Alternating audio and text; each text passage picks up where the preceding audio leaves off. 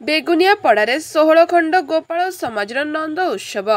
खलिकोट तालुका पंकलमुंडा 16 खंड गोपाल समाजर पवित्र नंद उत्सव गंजाम जिला बेगुनिया पड़ा ब्लॉक एस छचिना स्थित श्री श्री गुप्तेश्वर मंदिर एवं 16 खंड गोपाल समाज घर बेगुनिया पड़ा स्थित श्री श्री श्रीधेश्वर मंदिर परिसर में शनिवार दिन नंद उत्सव पालित हो जाइछि।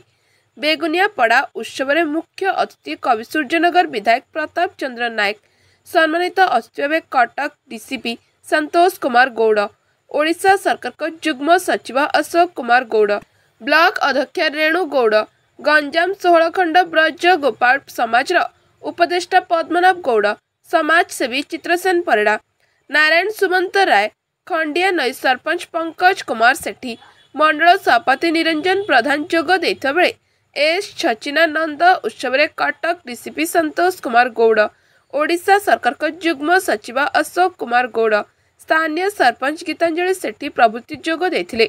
नंद उत्सवर महत्व गोपाल समाजर उन्नति तथा ऐतिह्य और परंपरा को बजाय रखा गोपाल समाज को अतिथि माने धन्यवाद देथिले।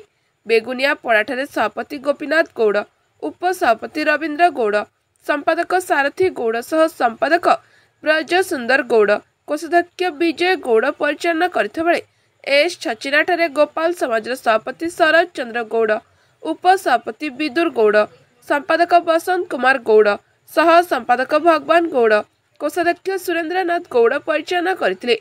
एही उत्सव शुक्रवार और शनिवार 2 दिन धरी चलीथिला। पंकलमुठार समस्त ग्रामर गोपाल समाजर समस्त व्यक्ति उपस्थित रही सहयोग करथिले।